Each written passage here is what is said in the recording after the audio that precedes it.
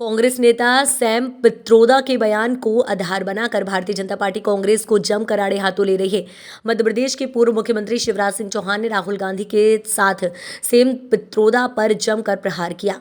मामा के घर में पत्रकारों से चर्चा करते हुए पूर्व मुख्यमंत्री शिवराज सिंह चौहान ने कहा कि सैम पित्रोदा और राहुल गांधी गुरु चेले हैं। यही सैम पित्रोदा राजीव गांधी के भी गुरु रहे हैं। उन्होंने कहा कि सैम पित्रोदा जैसे लोग कांग्रेस को विचार देते हैं।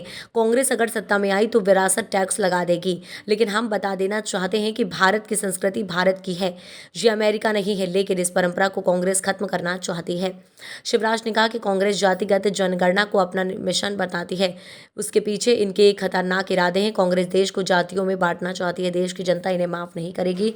ये दलित आदिवासियों के अधिकारों को छीनना चाहते हैं। कांग्रेस का ये छुपा हुआ एजेंडा है। चौहान ने कहा कि ये भारत है, यहाँ तो माँ बाप पेट काट काट कर बेटे बेटियों के लिए थोड़ा बहुत बचा पाते हैं, और कांग्रेस कह रही है कि हम मर गए तो 55% सरकार के खाते में जाएंगे और तुम्हारे बच्चों को 45% ही मिलेगा। कांग्रेस की बुद्धि पर मंत्रा बैठ गई है, उल्टे सीधे फैसले कर रहे हैं। राहु केतु दोनों ही कांग्रेस की कुंडली में बैठ गए हैं। श्री राहुल गांधी जी और सैम पित्रोदा जी गुरु और चेले हैं। सैम पित्रोदा जी स्वर्गीय राजीव गांधी जी के भी सलाहकार रहे हैं, और सैम पित्रोदा जैसे लोग ही कांग्रेस को विचार देते हैं जिनको कांग्रेस क्रियान्वित करती है। अब उन्होंने कहा है कि कांग्रेस अगर सत्ता में आई तो विरासत टैक्स लगा देगी। वे अमेरिका के उदाहरण देते हैं। अमेरिका जैसे देशों में ये प्रावधान है कि मृत्यु अगर हो जाए तो संपत्ति का 55% हिस्सा सरकार अपने पास ले लेगी। लेकिन सैम पित्रोदा जी, ये अमेरिका नहीं, भारत है। भारत की संस्कृति, भारत के जीवन मूल्य, भारत की परंपराएं अमेरिका की नहीं है। भारत भारत है। यहाँ किसान हो या इवन गरीबी हो, वो भी अपना पेट काट काट के थोड़े पैसे इसलिए बचाते हैं कि उनकी मृत्यु के बाद बच्चों को कुछ दे के जाएं।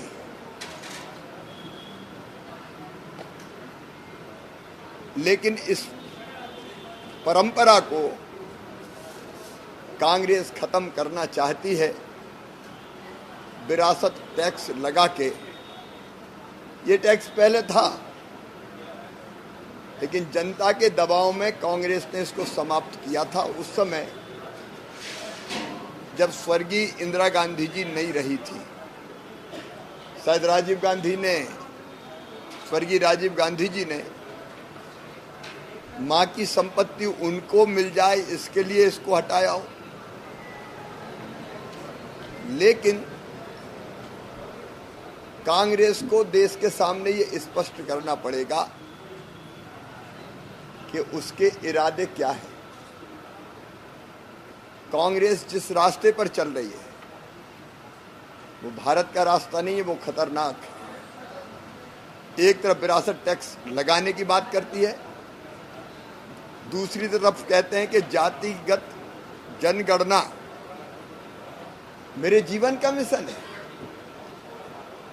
कितने टुकड़ों में देश को बांटना चाहते हो, देश में समाज को बांटना चाहते हो। आर्थिक सामाजिक सर्वेक्षण की बात होती है। इसके पीछे खतरनाक इरादे छिपे हुए हैं, और वो इरादे हैं जातियों में देश को बांटने के। वो इरादे हैं दलित, आदिवासी और ओबीसी के अधिकारों को बांट देने के।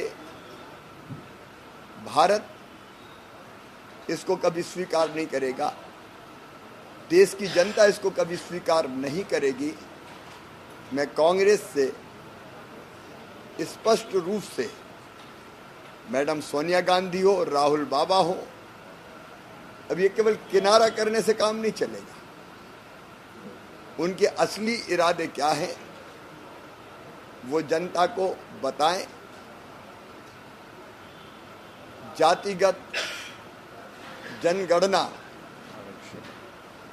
और आर्थिक सामाजिक सर्वे और आरक्षण जैसे विषयों पर वो दलित, ओबीसी और आदिवासियों के अधिकार क्यों छीनना चाहते हैं, उनको जवाब देना होगा, और नहीं तो जनता उनको माफ नहीं करेगी।